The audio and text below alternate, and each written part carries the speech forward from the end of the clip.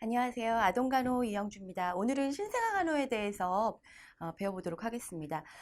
일단 여러분들 많이 모성간호에서도 많이 이제 연결되는 부분들이 많으실 거예요. 아프가 점수 여러분들 잘 알고 계시죠? 우선 아프가 점수부터 먼저 확인을 해보도록 할게요. 우리가 정상 신생아 사정을 위해서 가장 기본이 되는 확인 사항이죠. 그래서 아프가 점수를 우리가 5가지 항목을 출생 후 1분과 5분에 걸쳐서 우리가 확인을 하죠. 그래서 보시면 항목을 보시면 일단 심박동, 그 다음에 호흡수, 호흡 노력이라고 되어 있죠. 예, 호흡수, 호흡 노력, 호흡 상태 다 마찬가지죠. 그 다음에 근육 긴장도, 그 다음에 반사 반응, 피부색. 이건 시험에도 많이 출제되는 거기 때문에 여러분들 꼭 알아두셔야 되겠죠. 그래서 우리가 총 한 항목당 2점씩 체크를 해서 5항목 10점이 만점이죠. 위험한 거는 이제 3점 이하면 우리가 굉장히 위험하다라고 할 수가 있고요. 7점에서 10점 정도면 어느 정도 마음을 놔도 되는 양호하다라고 얘기를 할 수 있고, 보통 한 4점에서 6점 정도 된다 그러면 우리가 약간 중증도의 체크를 해야 된다. 중증도의 위험이 있다라고 이제 우리가 얘기를 합니다. 그래서 여기 보시면은 아프가 점수는 뭐 0점인 거는 의미가 없겠죠. 여러분들이 보셔야 될 거는 이제 1점하고 2점을 체크를 하셔야 되는데, 자, 일단은 출생 후 언제 체크를 하냐면, 일단 출생 후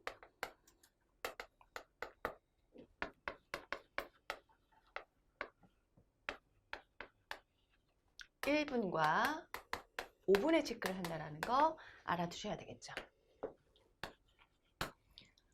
그래서 1점을 보시면은 원래는 2점이 만점인 거죠. 2점일 때는 심박동 수가 여기 보면 100회 이상이어야 되는데 100회 이하로 느릴 때 우리가 이제 1점을 줄 수가 있는 거고요. 그 다음에 호흡 노력을 봤을 때 아주 좋고 강한 울음을 아기가 울어야 되는데 느리거나 불규칙하거나 약한 울음을 보일 때 우리가 또 1점을 줄 수가 있겠죠. 그 다음에 근육 긴장도를 봤을 때 잘 굴곡이 돼 있어야 되는데, 사지가 잘 굴곡이 돼 있어야 되는데 그게 이제 2점이죠. 그런데 사지가 약간 약하게 굴곡이 돼 있다라든가, 예, 어느 정도 신전이 있다라든가 이러면은 우리가 1점을 줄 수가 있겠죠. 그 다음에 이제 반사 반응을 보시면 카테터를 넣었을 때 우리가 이제 아기가 태어나자마자 제일 먼저 케어를 해줘야 될 게 바로 기도 후빈이죠. 그래서 기도 후빈을 하기 위해서 이제 석션 카테터를 넣었을 때 기침을 힘차게 한다라든가 재채기를 한다라든가 잘 운다라든가 이렇게 했을 때 우리가 이제 만점인 2점을 줄 수 있지만, 얼굴이 그냥 찌푸리는 거에 그냥 그친다 이러면은 우리가 1점을 줄 수가 있습니다. 그거 이외에 또 뭐 발바닥을 때렸거나 발바닥을 간지럽혔거나 그랬을 때도 울거나 발을 딱 정상적으로 수축하지 않고 그냥 얼굴을 찌푸리는 정도의 소극적인 반응을 보이면 역시 1점을 줄 수가 있겠죠. 피부색은 체간이나 사지가 모두 완전히 분홍색이어야지 만점인데, 그렇지 못하고 사지는 푸른색으로 체크된다 그러면은 이것도 역시 우리가 1점을 줄 수가 있습니다. 피부색이 안 좋다라는 거는 뭐 분만이 지연되거나 뭐 태아 저산소증, 뭐 태아 곤란증 이런 걸로 인해서 아기가 태변을 흡인하고 나왔다라든가 그런 경우에 피부 색깔의 변화가 있겠죠. 그래서 이것도 굉장히 중요한 데이터가 될 수가 있습니다. 그래서 자, 아프가 점수 5가지 항목 여러분들 반드시 알아둬야 되겠죠. 문제에는 예제를 쭉 써놓고 이게 과연 아프가 점수가 몇 점으로 체크되느냐, 뭐 예를 들면 다른 건 다 괜찮은데 사지가 완전히 굴곡되지 않았다라든가, 아니면 피부 색깔이 완전히 분홍색이 아니라 사진은 청색으로 체크된다라든가, 뭐 이런 경우에 아프가 점수가 총 몇 점이냐, 뭐 이런 식으로 충분히 출제가 될 수 있겠죠. 자, 그래서 여러분들 3점 이하는 굉장히 심한 적응 곤란 상태라는 거, 10점에서 7점에서 10점이면 양호하다는 거, 4점에서 6점 정도면은 중증도의 곤란이 있다라는 것까지 여러분들이 같이 확인을 하시고 넘어가시면 되겠습니다. 자, 다음. 이제 본격적으로 우리가 정상 신생아의 생리적 특성을 볼 예정입니다. 그래서 오늘은 정상 신생아의 어떤 생리적인 변화라든가 신체적인 여러 가지 변화를 다 살펴보고, 그 다음에 이제 고위험 신생아 어떤 질환이라든가 고위험 신생아의 어떤 특징에 대해서 넘어갈 것이며, 거기에 대한 간호 이런 것까지 같이 오늘 체크를 해볼 예정입니다. 자, 그러면은 일단 정상 신생아의 생리적 특징. 자, 굉장히 여러 가지가 있는데 일단 활력증후와 신체 계측부터 볼게요. 가장 기본이 되는 거겠죠. 그래서 활력증후와 신체 계측을 보시면 여러분들 다 아시다시피 신생아는 일반 성인에 비해서 모든 바이탈 사인이 다 높죠. 그래서 호흡, 맥박, 체온 다 성인보다 굉장히 높습니다. 그런데 어떤 것만 낮나요? 네, 성인에 비해서 혈압만 낮죠. 그래서 보통 수축기압이 보통 80에서 90 정도, 이완기압이 한 40에서 50 정도로 체크되는데 나머지는 다 높죠. 그래서 신생아는 또 어떤 특성을 갖고 있나요? 맥박도 어른의 거의 2배고 호흡도 거의 어른의 2~3배가량 되기 때문에 굉장히 대사율이 높죠. 그래서 아이들은, 신생아들은 어떨까요? 수분 소실률도 훨씬 일반 성인보다 높고 또 탈수가 될 가능성도 높고 그 다음에 열을 뺏길, 열을 손실할 그럴 가능성도 충분히 높다라는 거죠. 이게 바로 이제 신생아의 특성이라고 할 수가 있겠습니다. 자, 여러분들 책에 보시면 호흡수는 몇 회인가요? 30에서 60회. 네, 호흡수 30에서 60회. 그 다음에 심박동수 120에서 160회. 당연히 분당이겠죠. 그 다음에 체온도 36.5도에서 37도씨까지 우리가 정상으로 보고 있습니다. 그래서 여러분들 이 바이탈 사인이 성인에 비해서 월등히 높다라는 거, 이런 거 여러분들이 알아두시면 좋을 것 같고요. 그거 이외에도 보시면 머리둘레가 성인에 비해서 어떤 신체의 비율로 봤을 때 머리둘레가 굉장히 크죠. 그래서 여러분들 막 태어난 아기를 보시면 약간 재밌는 얘기지만 딱 2등신이에요. 여러분들 8등신 좋아하시죠? 근데 머리, 몸통 이렇게 머리가 굉장히 크다라고 느낄 만큼 머리가 굉장히 큽니다. 그래서 머리둘레가 막 태어났을 때 33cm 정도로 체크가 되고 가슴보다 크다는 거. 그래서 아기가 2살이 되어야지만 흉이가 이제 두이를 앞서가게 되죠. 그 전에는 머리가 훨씬 흉이보다 크다라는 걸 우리가 알 수가 있고요. 그 다음에 체중으로 봤을 때는 보통 이제 2,700에서 4,000g 정도 되는데 보통 우리가 이제 고위험에서 배우시겠지만 2.5kg 이하일 경우에 우리가 이제 저체중아라고 얘기를 하고 그 다음에 극소 저체중아는 우리가 1.5kg 이하일 때 우리가 극소 저체중아라고 하는데 정상 레인지에 있는 게 바로 2,700에서 4,000g. 즉 2.7kg에서 4kg 정도를 우리가 정상 체중으로 보고 있습니다. 그런데 아이가 처음에 태어났을 때 이 정도의 몸무게로 태어났다가 한 2~3일 정도 지난 다음에 이유 없이 몸무게가 약간 5에서 10% 정도가 체중 변화가 있습니다. 5에서 10% 정도의 체중 감소가 있습니다.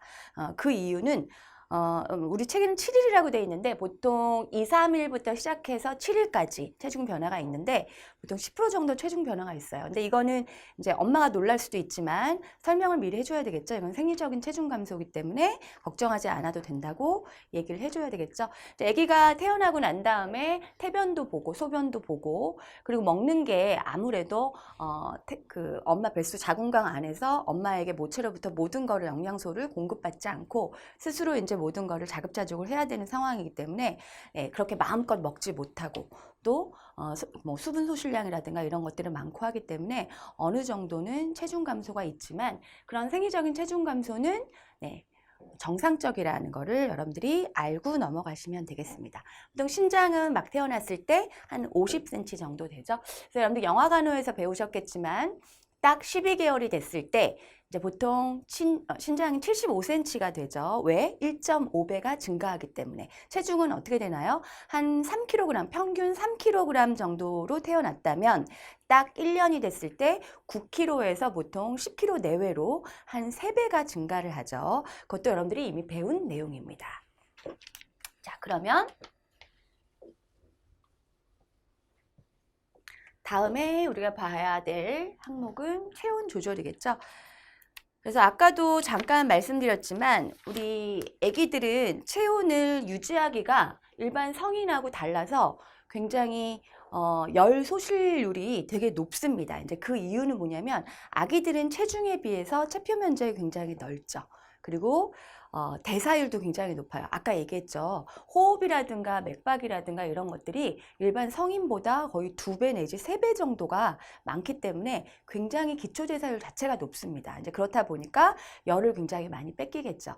그래서 대사율 자체가 높다 보니까 열 소실률이 굉장히 많고요. 또 아기들은 피하 지방층이 굉장히 얇아서 더군다나 열을 간직하기가 또 힘들죠.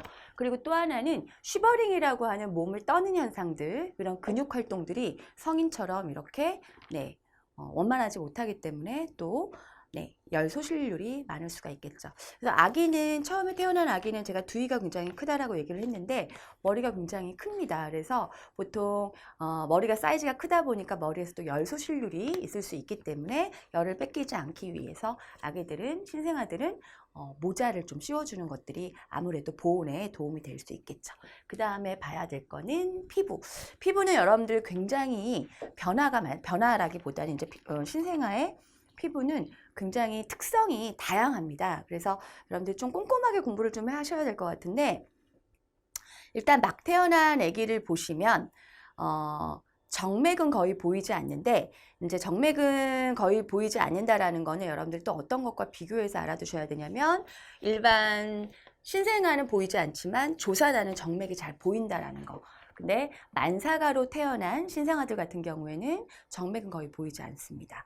그리고 발바닥에 되게 많은 주름이 있고 그리고 태지가 있죠. 태지는 보통 한 2, 3일 후쯤에 건조되어서 자연적으로 소실되기 때문에 이거를 애써서 비누를 사용해서 목욕할 때 제거를 한다라든가 그렇게 하지 않도록 해야 되겠죠. 우리 보통 태지는 신생아의 태지는 산도를 유지해서 보통 태지는 pH 한 5.5 정도를 유지를 하면서 약간 약산성을 유지를 하죠. 그래서 방어벽 역할을 합니다.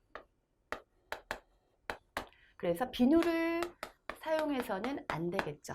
그래서 태지를 억지로 제거하는 일이 없도록 해야 되겠죠. 그래서 이런 태지는 2, 3일 후에 자연 소실된다라는 거 여러분들이 알고 계시면 될 것 같고요.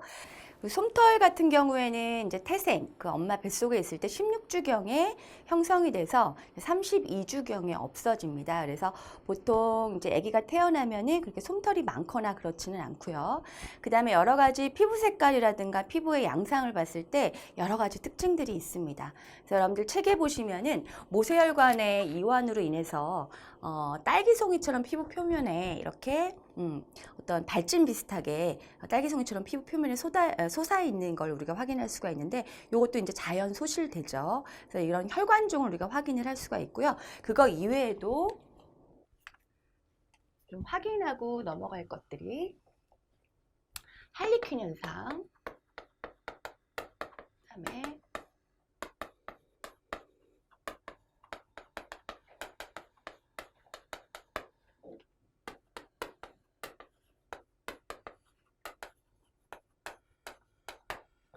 페립종,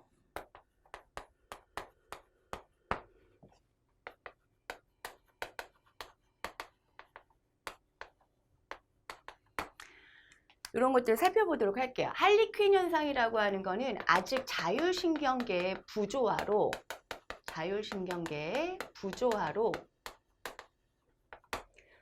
아기를 측면으로 눕혀놨을 때 밑에 쪽은 아래쪽은 피부가 붉게 보이고 위쪽은 좀 창백해지는 그런 현상을 보이는 게 바로 할리퀸 현상입니다. 그래서 이거는 자율신경계 부조화로 확인할 수 있는 그런 피부의 변화라고 할 수가 있고 추위를 되게 많이 탑니다. 아까도 얘기했지만 아기들은 뭐 체온 조절 중추도 미숙하고 여러 가지 어떤 컨디션들이 체온 조절하기가 힘들기 때문에 추위에 노출됐을 때 피부가 대리석 모양처럼 이렇게 얼룩덜룩해지는 그런 추위에 민감한 형태를 확인할 수가 있고 그 다음에 중독성 홍반이라고 해서 보통 1일이나 2일 후에 소실되긴 하는데 보통 가슴이나 등이나 둔부, 복부 이런 쪽에 분홍색 발진이 생깁니다. 분홍색 발진인데 이거는 1에서 2일경에 자연 소실이 됩니다. 그리고 폐립적은 보통 뺨이라든가 코 이런 쪽에 이제 지방선이 분포가 되면서 약간 하얀 점 같은 게 생기는데 이런 것도 이제 자연적으로 없어지죠. 이거는 지방선의 분포 때문에. 그래서 이런 것들이 이제 피부의 변화라고 할 수가 있겠죠. 그래서 여러분들이 이런 것도 같이 한번 꼼꼼하게 체크를 한번 해두시면 되겠습니다. 그거 이외에 이제 피부의 변화라기보다는 사실은 간의 미성숙으로 넣는 게 훨씬 더 그 카테고리 안에 넣는 게 더 합리적일 것 같은 생리적 황달에 대해서 볼 건데 그 바로 우리가 이제 다음에 봐야 될 게 간의 미성숙이에요. 그래서 같이 한번 묶어서 보도록 할게요. 물론 황달이면은 피부 색깔의 변화이기도 하지만 이 황달이 과연 원인이 무엇인지가 굉장히 중요하겠죠. 아기들은 정상적으로 보통 황달이 일어납니다. 여러분들도 알다시피 생리적 황달과 병리적 황달이 있죠. 그래서 시기적으로 봤을 때 우리가 생리적 황달과 병리적 황달을 구분하는 게 굉장히 중요하죠. 우리가 24시간 이내에 일어나면은 또는 7일 이후에 일어나면 뭐라고 하나요? 이거는 병리적 황달이라고 합니다. 중요하죠. 그래, 뭐 예를 들면 뭐가 있을까요? 핵황달이라든가 뇌신경절을 침범하는, 그래서 굉장히 아이에게 중추신경계를 침범하는 치명적인 24시간에 일어나는 핵황달도 병리적 황달이겠죠. 또는 7일 이후까지 계속 지속되는 용혈성 황달이라든가 어떤 용혈성 질환에 의한 용혈성 황달.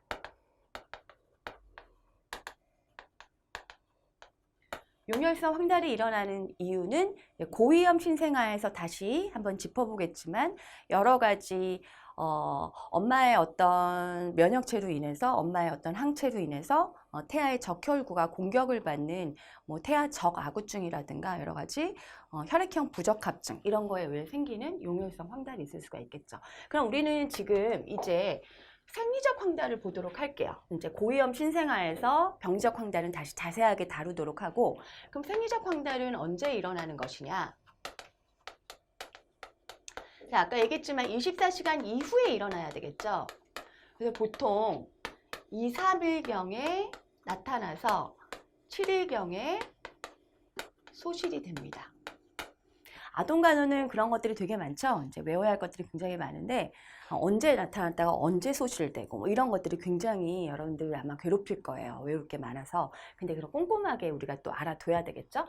그래서 생리적 황달 같은 경우에는 24시간 이전, 이후에 나타나는 거죠. 그래서 보통 2, 3일경에 나타났다가 언제? 7일경에 자연 소실되는 거.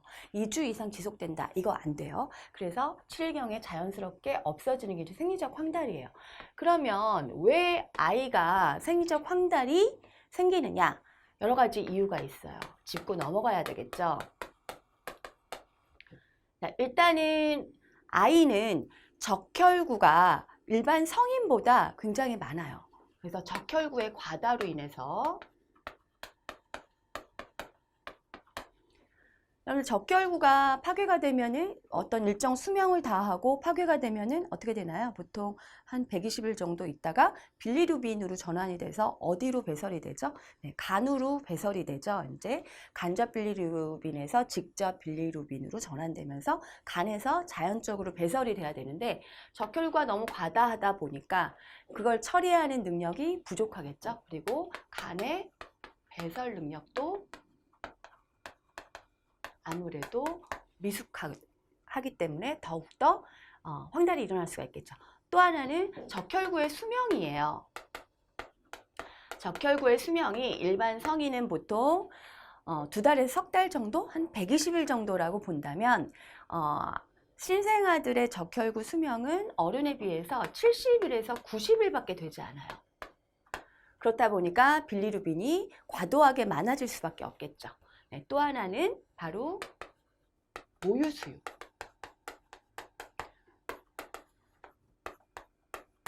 모유수유로 인해서 아기에게 어떤 효소의 영양이 가서 또 황달이 일어날 수가 있습니다. 그래서 모유수유하는 것 때문에 이제 황달이 일어난다라고도 많이 얘기를 하고요. 그렇다고 해서 모유수유를 금기해야 되는 거, 하지 말아야 될 거는 아니죠. 모유수유는 꼭 해야 되겠죠. 생리적 황달은 네, 정상적으로 괜찮은 거기 때문에. 그 다음에 또 하나 이제 마지막으로 간접 빌리루빈을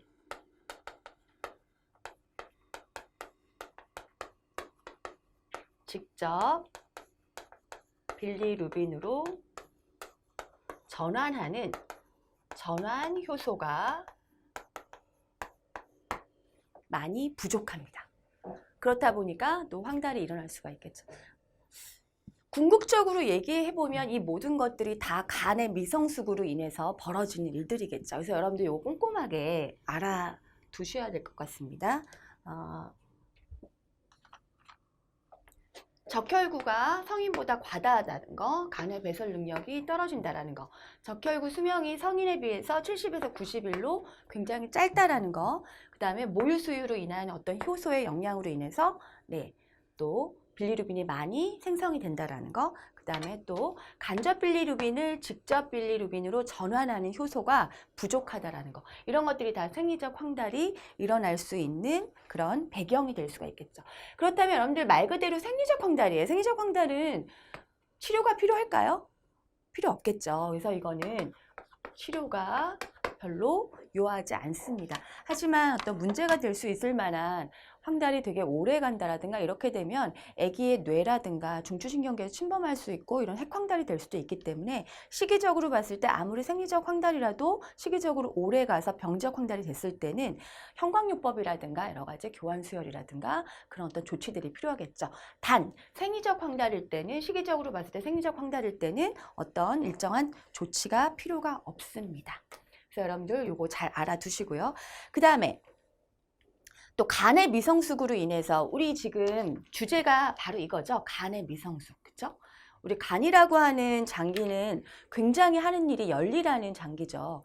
그래서 간에서 우리가 가장 기본적으로 시그니처 그 기능은 뭐예요? 일단 해독 기능을 한다라는 거 알고 계시겠지만 그거 이외에도 대사 기능도 있고 배설 기능, 여러 가지 영양소를 저장하는 창고 역할도 하고 그리고 또 하나 중요한 혈장 단백질을 합성하기도 하고 또 혈액 응고물질을 만들기도 하죠. 근데 간이 미성숙하다 보면 프로트롬빈을 제대로 합성을 하지 못합니다. 그렇기 때문에 아기는 출혈 경향이 있을 수밖에 없겠죠. 그래서 간의 미성숙으로 인해서 혈액 응고인자 생성이 부족하기 때문에 프로트롬빈 타임이 연장이 되죠. PT가. 그래서 비타민 K를 어떻게? 비타민 K를 바이타민 K를 1mg을 IM을 해주는 거 굉장히 중요하겠죠. 생후 보통 12시간 이내에 해주는 게 가장 이상적이라고 얘기를 합니다. 그래서 비타민 K 주사하는 것까지 여러분들이 알아두시고 그렇게 해서 출혈을 예방한다는 것까지 알아두시면 되겠습니다. 자, 그 다음에 볼 신생아의 특성은 뭘까요? 위장관계입니다. 위장관계. 위장관계로 봤을 때 위장관계도 역시 성인보다 미숙하기 때문에 여러 가지 소화 효소라든가 또는 뭐 침이라든가 타액이라든가 이런 것들을 제때제때 바로 만들어내지 못하기 때문에 어떤 여러 가지 어떤 소화에 미숙한 성인처럼 그렇게 소화를 원활하게 하지 못하는 그런 부분들이 또 있겠죠. 그리고 또 중요한 건 뭐냐면 태변이죠, 여러분들. 신생아 24에서 48시간 이내에 꼭 확인을 해야 되는 것 중에 하나가 바로 뭔가요? 태변 배설 유무죠. 보통 24에서 48시간 이내에 태변을 배설하지 못할 경우에는 어떤 선천성 기형을 우리가 확인할 수 있죠. 그래서 뭐 밀폐항문이라든가 어떤 위장관계 문제가 있다라든가 그럴 경우에 태변을 배설을 하지 못하죠. 그래서 우리가 태변을 꼭 확인해야 되는 거는 네. 태변 배설 유무 확인. 언제 확인해야 될까요? 24에서 48시간 네, 꼭 확인을 해야 되겠죠. 우리 보통 태변은 어떤가요? 태변은 보통 색깔이 암록색, 그쵸? 암록색이고 약간 점액성이죠. 끈적끈적하고. 네, 이런 양상을 보이고 있죠. 그래서 태변을 보다가 보통 정상변으로 가기 전에 한 4일에서 14일경에 이행변이라고 해서 정상변으로 가기 위한 어떤 전환기가 있기도 하는데 여러분들 태변 배설 유무를 확인하는 시간하고 태변의 양상을 꼭 알아두시면 되겠습니다. 그리고 이제 입 쪽을 보시면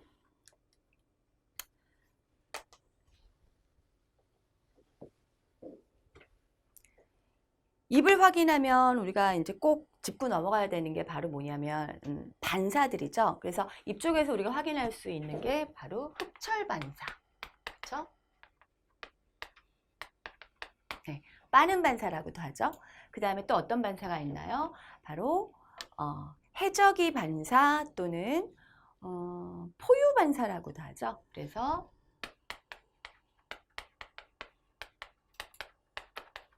해저기 반사라고도 해요.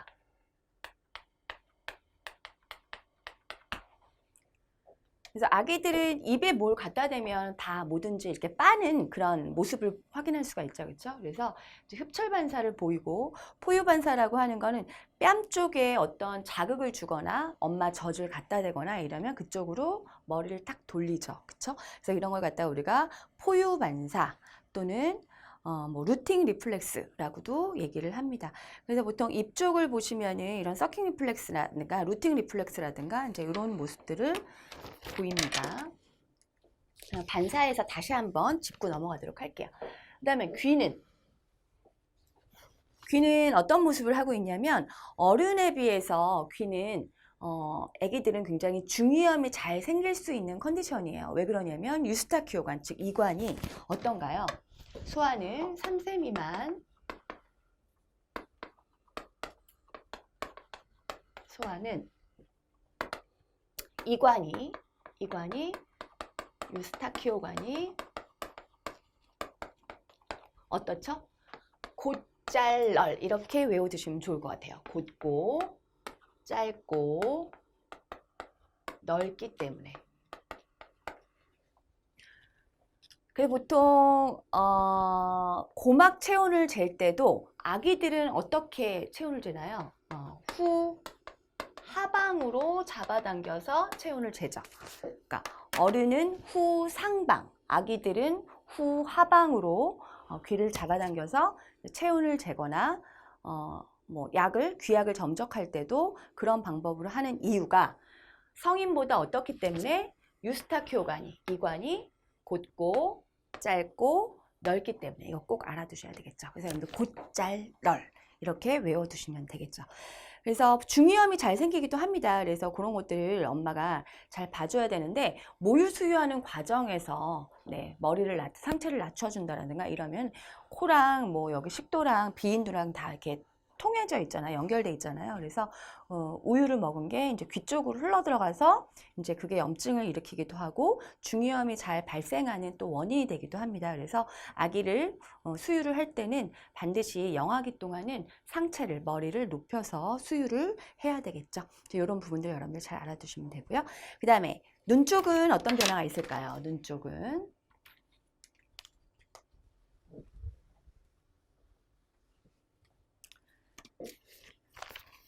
눈 쪽은 시험에 많이 나오는 게 여러분들 바로 생리적 사시라는 거죠. 그래서 아기의 감각 중에서 가장 늦게 발달하는 감각이 시각이기도 합니다. 그래서 보통 처음에 신생아 때 아기 눈을 보면은 초점을 잘 못 맞춰요.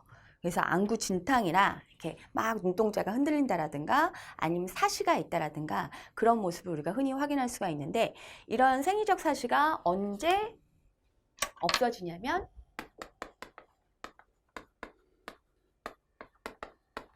한 4개월에서 6개월까지 지속이 됩니다.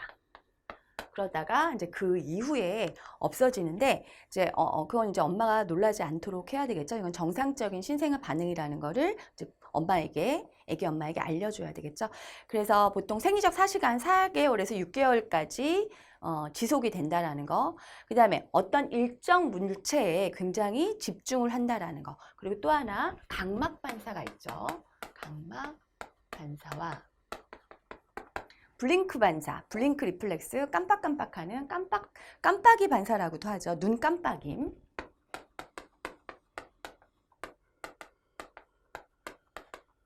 이거를 블링크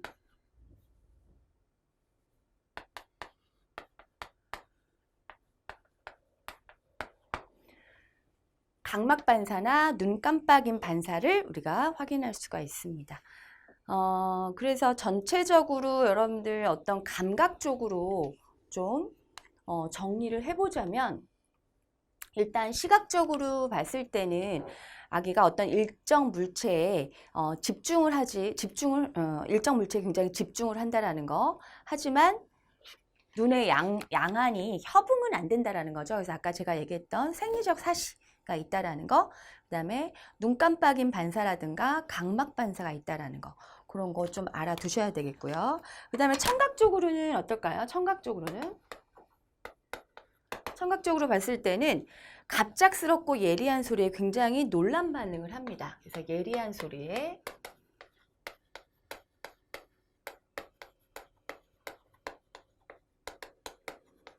그래서 이때 우리가 또 확인할 수 있는 게 모로 반사도 확인할 수가 있겠죠. 모로 반사. 네. 어떤 자극을 줬을 때 아기가 깜짝 놀라면서 포옹을 하듯이 이렇게 손을 벌리는 그런 반사를 우리가 확인할 수가 있겠죠. 그래서 예리한 소리에 굉장히 놀란 반응을 보이고, 그 다음에 굉장히 고주파에 민감하다라는 거. 고주파에 민감하다라는 거. 네, 이런 특징 볼 수 있고. 후각. 아기들의 후각은 어떨까요? 후각은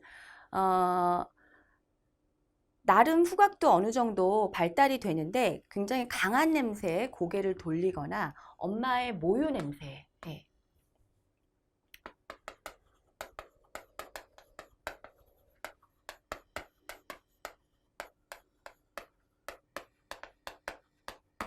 엄마의 모유 냄새에 반응을 보입니다. 그 다음에 미각으로 봤을 때는 어떨까요? 맛을 구별을 할까요? 못할까요? 구별을 합니다. 맛 구별을 하고요. 그래서 애기들도 마찬가지. 우리도 단 거 좋아하잖아요. 그래서 단 거를 먹으면 좋아하고, 그 다음에 신 걸 먹으면 인상을 찡그릴 정도의 맛을 구별한다는 거죠. 그래서 단 것을 좋아하고, 신 것은 찡그림. 그리고 가장 많이 발달하는 거, 신생아에게 가장 많이 발달하는 게 바로 촉각이죠. 촉각. 특히 뺨이나 또는 손이나 입, 발바닥, 이런 쪽에 촉각이 굉장히 발달돼 있고 굉장히 예민하고요. 그 다음에 아기들은 고통을 느낄까요? 못 느낄까요? 고통에는 불쾌해 합니다. 고통에 불쾌해 한다는 거. 그래서 지금 우리 각각의 감각, 신생아의 감각별로 쭉 정리를 해드렸는데, 일단은 시각적으로는, 눈이죠. 시각적으로는 생리적 사시가 4개월에서 6개월간 지속이 된다라는 거, 그 이후에 없어진다라는 거, 눈 깜빡임 반사, 블링크 리플렉스라든가 코니얼 리플렉스라고 하는 각막 반사가 있다라는 거 알아두셔야 되고요. 그 다음에 청각적으로 봤을 때는 예리한 소리에 놀라는 반응을 보이는데, 특히 고주파에 민감하다라는 거. 저주파에는 아기의 조금 행동이 처집니다. 그런데 고주파에 굉장히 민감한 모습을 보인다라는 거. 그리고 여러분들 어떤 예리한 소리를 들었을 때 모로 반사도 우리가 확인을 할 수 있죠. 그 다음에 후각으로 봤을 때는 강한 냄새에 고개를 돌릴 정도의 후각도 어느 정도 발달이 돼 있고요. 특히 엄마의 전 냄새에, 모유 냄새에 반응을 한다라는 거, 기억을 한다라는 거. 그 다음에 이제 미각적으로는 맛을 구별을 한다라는 거죠. 그래서 단 것은 좋아하고 신 것에 대해서는 찡그림을 보인다라는 거. 그 다음에 촉각을 봤을 때는 뺨이나 손이나 입이나 발바닥 이런 쪽에 굉장히 예민하다라는 거. 그래서 촉각적으로 굉장히 사실은 신생아 때 가장 많이 발달하는 감각이 촉각이기도 합니다. 그래서 엄마의 스킨십이 굉장히 아이 정서상 도움이 된다고 할 수가 있겠죠. 그리고 고통에는 불쾌함을 보인다라는 거.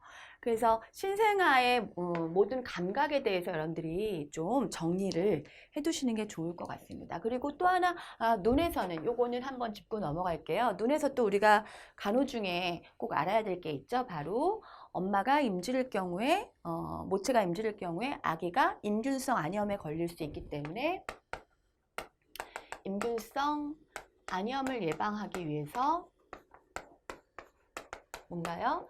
1% 질산 은용액을 점적한다는 거.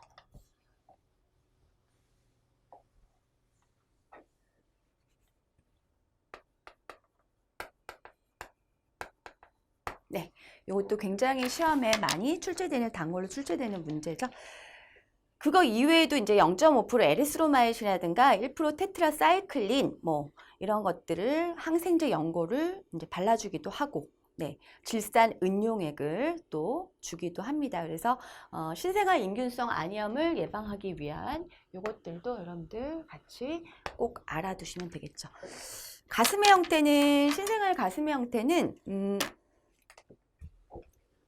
일단은 가슴보다 흉위보다 두위가 더 크다고 그랬죠? 두위가 더 크고 가슴은 이제 원통형이면서 대칭적이라는 거 그거 알아두시면 될 것 같고요.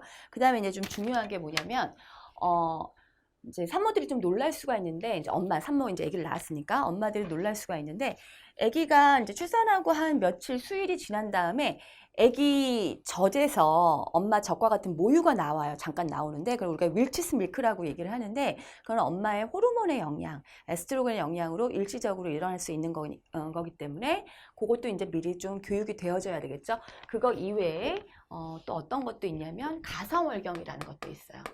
에스트로겐의 영향으로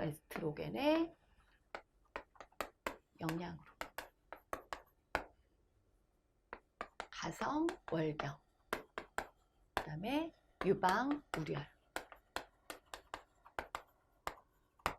위치스 밀크나 유방우려는 남아에게서도 볼 수 있고요. 가성월경은 이제 여아에게서 볼 수가 있습니다. 그래서 이런 것들이 다 뭐냐면은 엄마의 에스트로겐 영향으로 일어날 수 있는 어떤 내분비적인 변화다라고 할 수가 있습니다.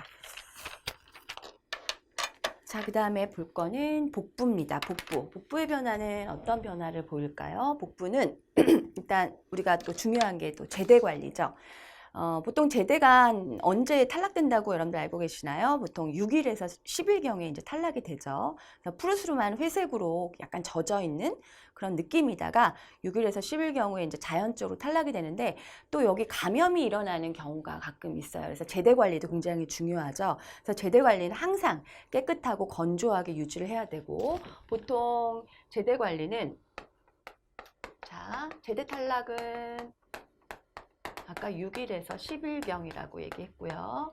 그 다음에 감염 예방을 위해서 보통 70% 알코올로 매일매일 소독을 해주는 거 굉장히 중요합니다.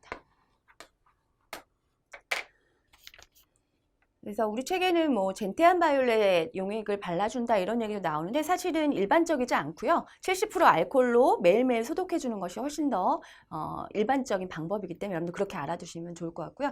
또 기저귀를 갈아준다라든가 이럴 때에도 만약에 기저귀 안으로 제대를 다 넣어서 기저귀를 채워주게 되면 그 안에 소변이라든가 대소변에 의해서 감염이 되고 오염이 될 수 있기 때문에 반드시 기저귀 바깥으로 제대를 빼주는 거.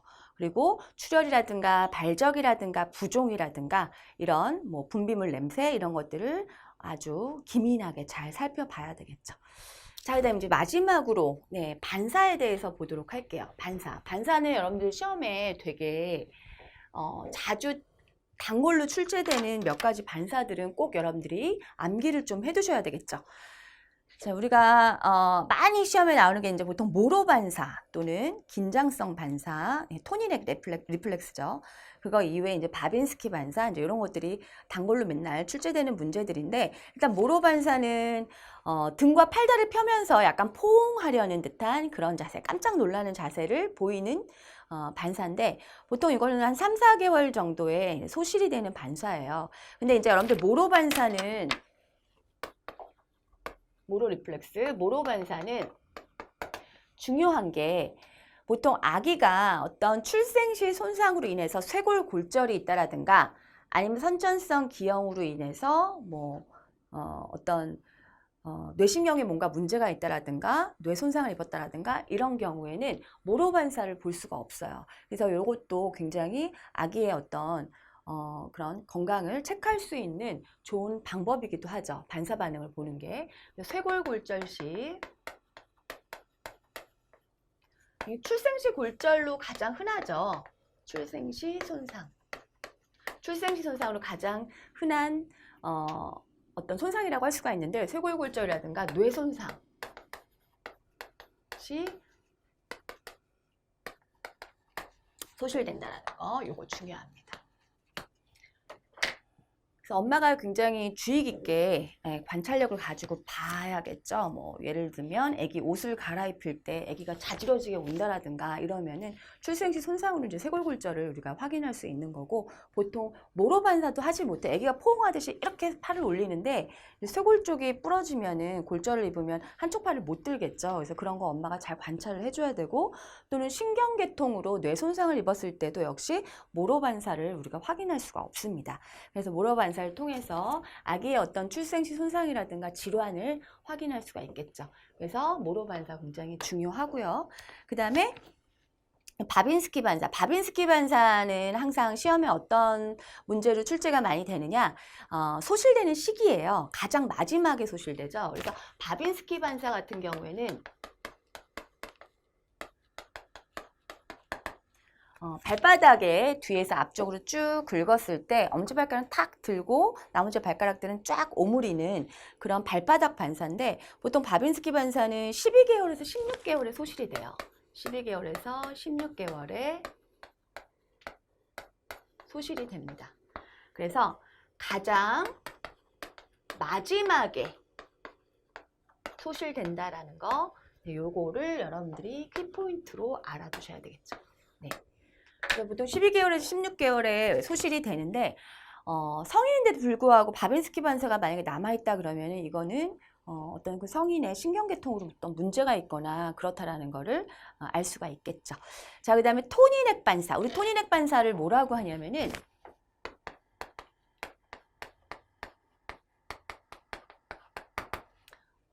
펜싱 반사라고도 해요.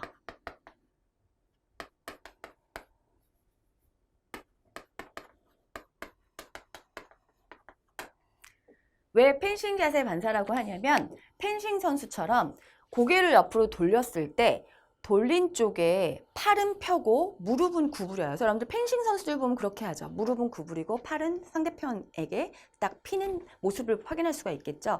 그래서 토니넥 반사 딱 펜싱 선수처럼 그런 모습을 보인다 해서 우리가 펜싱 자세 반사다라고 얘기를 합니다. 즉 어떻게 머리를 돌리게 되면 돌린 쪽으로 팔은 펴고 무릎은 어떻게 구부리는 자세를 보인다. 이것도 보통 3개월에서 4개월에 소실이 됩니다. 네.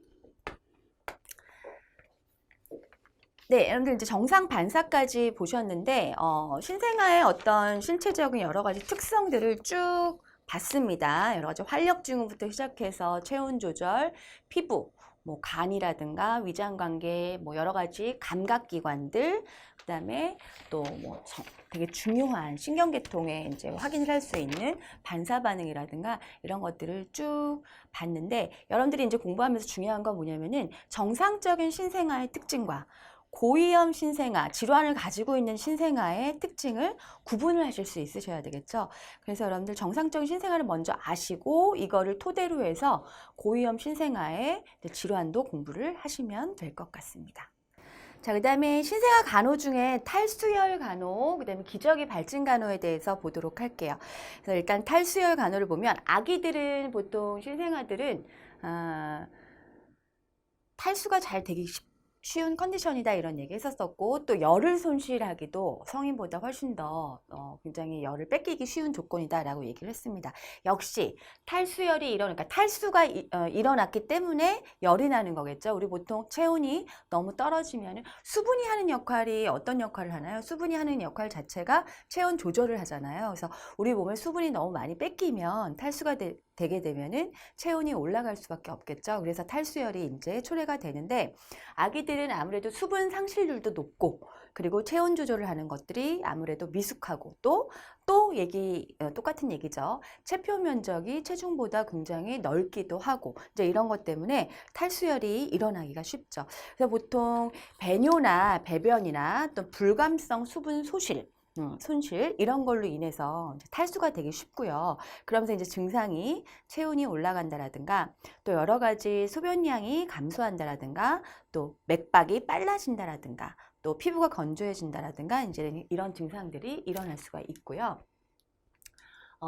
보통 우리가 탈수열이 일어날 때, 이제 탈수가 돼서 이제 탈수열이 일어난다고 얘기했는데, 탈수열이 일어날 때 이제 증상들이 좀 중요하죠. 그래서 우리 증상들을 좀 짚고 넘어가도록 할게요.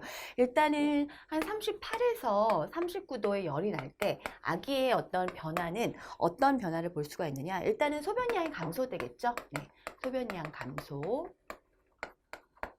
그리고 맥박은 빈맥이 일어날 수 있겠죠. 그 다음에 건조한 피부. 그리고 또 중요한 거, 신생아에서 확인할 수 있는, 보통 우리 신생아 때 잘 봐줘야 되는 게 천문의 상태도 잘 봐줘야 돼요. 그러니까 천문이 너무 불룩하게 올라와도 어떤 뇌 질환이 있다라든가, 뇌내압이 올라갔다라든가 이런 거를 파악할 수가 있고, 또 반대로 천문이 너무 함몰됐을 때, 이제 이럴 때도 우리가 너무 탈수가 됐다라든가 이럴 때 이제 함몰됐다라는 걸 알 수가 있겠죠. 그래서 보통 천문에 또는 봉합선이라고 하죠. 봉합선의 함몰. 그래서 탈수가 되면 이제 봉합선이 함몰이 되겠죠. 그 다음에 아기가 기운이 없다라든가 울음소리에 뭐 약간 일반 신생아들보다 울음소리에 기운이 없다라든가 이제 이런 것들을 보면 우리가 탈수열이라는 걸 알 수가 있고 아기가 탈수가 됐다라는 걸 확인할 수가 있겠죠. 이럴 때 이제 간호중재로 중요한 건 뭐냐면은 열이 나니까 일단 시원하게 해줘야 되겠고, 그리고 요즘은 아기가 열이 나면 옛날에는 뭐 얼음 찜질을 해준다라든가 이제 그렇게 했었지만, 요즘에는 테피드 마사지, 미온수 목욕을 많이 하죠. 그래서 미온수 목욕을 해준다라든가, 아니면 우유의 섭취를 증가시키거나 수분을 보충하는 거 이제 중요하죠. 네, 간호에서는 역시 원인이 뭐기 때문에, 탈수로 인해서 디하이드레이션 돼서 열이 나는 거기 때문에 수분을 보충해 주는 거 굉장히 중요하겠죠. 원인을 제거하면 당연히 열이 떨어지겠죠. 그래서 수분 보충해 주는 거 네, 굉장히 중요하다고 할 수가 있죠. 그다음에 또 우리가 흔하게 생기는 게, 아기에게서 관찰할 수 있는 게 이제 기저귀 발진이죠. 그래서 기저귀를 채워놓은 부분이 뭐 벌겋게 된다라든가, 피부 트러블이 일어난다라든가, 또는 좁쌀처럼 뭐 작은 돌기가 생겼다라든가, 이제 이런 발진들을 흔하게 볼 수가 있는데, 이런 기저귀 발진 간호에서 제일 중요한 키포인트는 뭐냐면 공기 유통을 잘 시켜야 된다라는 거. 요거를 굉장히 중요하게 여러분들 생각하면서 가야 된다는 거죠. 그래서 일단 예방법에서는 기저귀가 통기성이 좋은 것으로, 요즘 좋은 기저귀들이 되게 많이 있죠. 시중에 상품으로 나와 있는 것들이. 그래서 통기성이 좋은 것으로 고르고, 화학물질이 되도록이면 첨가되지 않은 것으로 고르는 게 좋겠고, 제일 중요한 거는 이제 상처를 잘 닦아주고 완전히 건조시키는 거. 예, 상처를 건조시키는 거. 이거 굉장히 중요하고, 공기 유통 중요하고요. 또 필요에 따라서는 처방받은 항균제를 적용하는 거. 네, 이런 것들이 이제 간호라고 할 수가 있겠죠. 그래서 이제 기저귀 발진 간호와 더불어서 여러분들 3번으로 해서, 지금 1번, 2번이죠. 3번으로 해서 우리 목욕에 대해서도 좀 짚고 넘어가도록 할게요. 여러분들 교재에는 없는데, 우리 목욕을 할 때도 굉장히 지켜야 할 것들이 많이 있습니다. 신생아 목욕 시에도. 일단은 신생아 목욕을 할 때 굉장히 중요한 게 뭘까? 일단 보온에 굉장히 신경을 써야겠죠. 이제 그런 것들을 비롯해서 또 목욕 방법이라든가, 또는 어떤 것들이 유의해야 할지, 이런 것들을 한번 살펴보도록 할게요. 일단은 아까 얘기했듯이 아기는 pH 한 5.5 정도를 유지를 하는 약산성입니다. 그래서 얘 자체가 이 피부에 태지가 적절하게 있으면서 이거 자체가 피부에 보호막 형성을 하죠. 네. 보호막 역할을 하기 때문에 이거를 억지로 닦아내는 거는 좋지 않겠죠. 그래서 비누를 사용하지 말고 또 오일이나 또 뭐 로션 같은 거 이런 것도 피부의 장벽을 무너뜨릴 수가 있습니다. 그래서 이런 것도 사용을 하지 않도록 한다는 거 굉장히 중요하고요. 그 다음에 또 하나 우리가 확인할 수 있는 거는 보통 이제 매일매일 목욕을 시키는 거는 이거랑 같은 맥락으로 좋지 않을 수 있기 때문에 보통 일주일에 한 2회에서 3회 정도 실시를 한다라는 거 그렇게 알아두시면 되고, 요거를 한 2에서 4주 동안은 그렇게 목욕을 하도록 하고요. 네, 세 번째는 목욕할 때 방법이죠. 우리 목욕할 때 방법은 똑같이 우리 성인들도 발 닦은 물로 얼굴 씻지는 않잖아요. 그렇죠? 그것처럼 아기도 두미 방향으로 한다는 거. 즉 얼굴서부터 쭉 몸통, 다리 이렇게 닦아 내려간다는 거죠. 그래서 두미 방향으로, 우리 두미 방향 생각나는 거 있죠? 우리 성장과 발달에서 배우셨죠? 성장과 발달에는 어떤 일정한 원칙이 있다라고 얘기했는데 두미 방향으로 자란다 뭐 이런 얘기 했었잖아요. 그렇죠? 그래서 두미 방향이라는 건 이제 얼굴서부터 머리서부터 쭉 몸체에서부터 다리로 말초 쪽으로 닦아 내려간다는 얘기고요. 자, 물의 온도 중요하죠? 네, 물의 온도. 38에서 41도 정도를 유지하는 게 좋을 것 같고요. 그리고 눈을 닦아줄 때는 어떻게 닦아줄까요? 내안각에서 외안각. 안쪽에서 바깥쪽으로 닦아야지 눈에 오염이 되지 않겠죠. 그래서 그런 거 간단한 것까지 여러분들 같이 꼼꼼하게 알아두시면 좋을 것 같고, 그리고 또 하나 5번째 중요한 내용이 또 있습니다. 수유를 하고 목욕을 시킬까요? 아니면은 수유 전에 목욕을 시킬까요?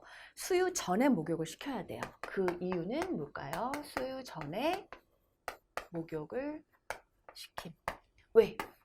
수유하고 목욕을 시키다 보면 아이가 구토를 할 수도 있습니다. 그래서 구토를 예방하기 위해서.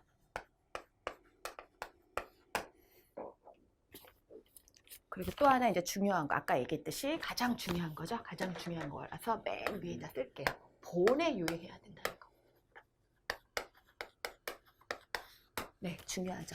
그래서 아기는 목욕을 너무 오래 하는 건 좋지 않습니다. 왜냐하면 감기 걸릴 수 있기 때문에. 그래서 되도록이면 짧은 시간에 빨리 목욕을 하는 게 좋은데 보통은 한 5분에서 10분 안에 목욕을 끝내라고 하고요. 보통 비누도 사용하지 않기 때문에 가능해요. 그래서 5분에서 10분 안에 목욕을 빨리 끝내고, 그 다음에 이제 끝내고 난 다음에 빨리 물기를 닦아주고 이제 옷을 입히고 기저귀를 채울 때도 기저귀부터 채우는 게 아니라 먼저 상의부터 입히고 기저귀를 채우는 거, 이런 것들이 다 보온에 신경을 쓰기 위한 노력들이라고 할 수가 있겠죠.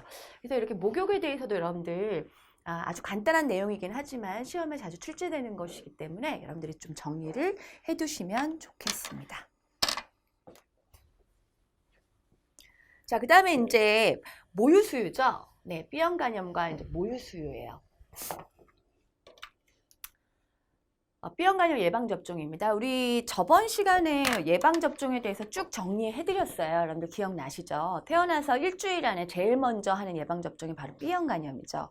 그다음에 뭐 이제 한 달 내에 하는 게 BCG고, 뭐 2, 4, 6개월 하는 게 DPT를 비롯한 뭐 소아마비, 폐렴구균, 뇌수막염 이런 것들이 있고 쭉 정리를 해드렸는데, 우리 태어나서 제일 먼저 하는 B형 간염 예방접종에 대해서 오늘 조금 간략하게 정리를 좀 해드리자면은 만약에 정상 신생아라면은 그냥 그런 B형 간염 예방 접종을 능동 면역을 해주면 되겠지만, 백시네이션을 해주면 되겠지만, 엄마가 모체가 B형 간염 보균자라든가 B형 간염 환자일 경우에 과연 아기에게 모유 수유를 할 수 있는지, 또는 아기에게 어떤 조치를 취해줘야 되는지 이런 것도 좀 확인을 해야 되겠죠. 그래서 보통 엄마가 모체가 HBS 안티젠 포지티브일 경우에, 이럴 경우에 태아는 빨리 출생 후 12시간 내에 뭘 해야 될까요? 일단은 능동 면역이 아닌 수동 면역을 얼른 해줘야 되겠죠. 그래서 헤파타이티스 B형, 즉 B형 간염의 이뮤노글로불린, 우리 HBIG라고 하죠. 네, 글로불린이에요. B형 간염.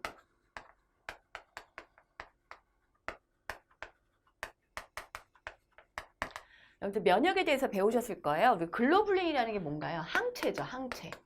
그러면 지금 아기는 엄마의 태반을 통해서 수직 감염되는 질환이기 때문에 빨리 항원에 노출됐을 가능성이 있기 때문에 얼른 태어나자마자 12시간 안에 뭘 해줘야 될까요? 바로 예방접종 이전에 빨리 HBIG, 즉 B형 간염 항체를 얼른 놔줘야 되겠죠. 그래서 이거 굉장히 중요합니다. 네, 이거 굉장히 중요해요.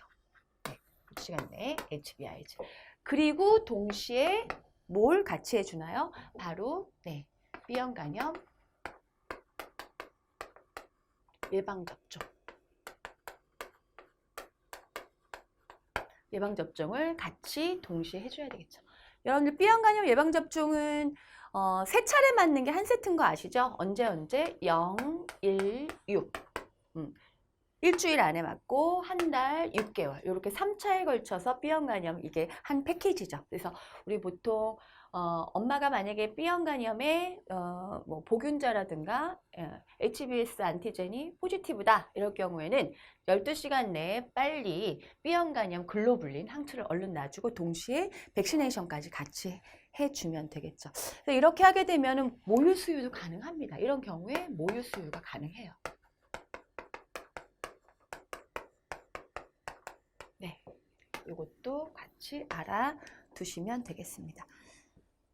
자, 그 다음에 이제 모유수유 좀 보도록 할게요. 모유수유는 굉장히 중요하죠. 그래서 여러분들 모유수유는 되도록이면 엄마가 어떤 모체에 결함이 있다든가 어떤 질환이 있다라든가 약물을 복용한다라든가 이런 어떤 조건이 아니라면 또 신생아 쪽으로도 어떤 결함이 그러니까 모유를 먹지 못할 만한 그런 결함이 국외 파열이라든가 토순이라든가 또는 어떤 굉장히 허약한 조산화라든가 이런 특별한 문제가 없다면 웬만하면 되도록 모유를 먹이도록 하는 게 굉장히 좋겠죠. 그래서 모유의 장점들을 여러분들 조금 정리를 해두시면 좋을 것 같아요. 일단은 엄마 모유에는 6개월 안에 아이에게 항체를 줄 수가 있잖아요. 6개월까지는. 우리 6개월 이후부터 이제 엄마 모유에 의한 항체빨이 떨어지기 때문에 그때부터 뭘 하나요? 이유식을 하잖아요. 그래서 6개월까지 엄마 그 태반이라든가 모유수유를 통해서 아이에게 굉장히 많은 항체를 줄 수가 있습니다. 그래서 항체를 가지고 있어서 아기에게 이제 여러 가지 질환으로도 보호를 해줄 수가 있고 또 알레르기 질환에 대해서도 굉장히 아기를 보호할 수 있다는 거 이런 건 굉장히 중요하고요. 그리고 또 여러 가지 면역학적 이점이 있다는 거 이것도 같은 얘기겠죠. 그 다음에 유당을 되게 많이 함유하고 있어요. 그래서 여러분들 모유하고 분유하고 비교해 봤을 때 우유에 많은 건 뭔가요? 우유에 월등히 많은 건 단백질이죠, 여러분. 그리고 모유에 월등히 많은 건 유당이에요. 탄수화물이 더 많아요. 지방하고 열량은 어때요? 둘이 같죠. 그래서 락토즈라고 하는 어떤 유당을 많이 함유하고 있고 또 비타민이 많습니다. 일반 그 우유에 비해서. 그래서 비타민 A라든가 B라든가 E라든가 이런 비타민을 많이 함유하고 있고요. 또 굉장히 중요한 거 있죠. 모유 수유를 하는 산모는 수유부는 비수유부에 비해서 자궁 회복이 어떤가요? 굉장히 빠르죠. 왜? 아기가 젖을 빨 때 옥시토신이 분비가 되죠. 뇌하수체 후엽에서 분비되는 옥시토신으로 인해서 어떻게 되나요? 자궁이 빨리 수축이 되기 때문에 자궁 출혈이라든가 산후 출혈로부터 보호를 할 수도 있고 또 하나는 자궁 회복도 빨리 된다는 거죠. 그래서 옥시토신 분비를 촉진한다라는 거, 그래서 자궁 수축을 빨리 일어나서 산후 자궁의 복구를 촉진시킨다라는 거, 이런 중요한 것들이 다 모유수유의 장점이라고 할 수 있겠습니다. 지금까지 정상신생아의 여러 가지 생리적 특성이라든가 간단한 간호, 여러 가지 제대 간호라든가 또는 예방접종이라든가 B형 간염 예방접종이라든가 모유수유에 대한 거, 기저귀 발진, 탈수열 이런 것들에 대해서 봤는데 이제 앞으로 여러분들이 고위험 신생아를 배우면서 자연스럽게 연동이 될 거예요. 그래서 고위험 신생아를 공부를 하실 때도 정상 신생아의 특징을 잊지 말고 자연스럽게 연동해서 공부를 하시면 될 것 같습니다. 네, 수고 많으셨습니다.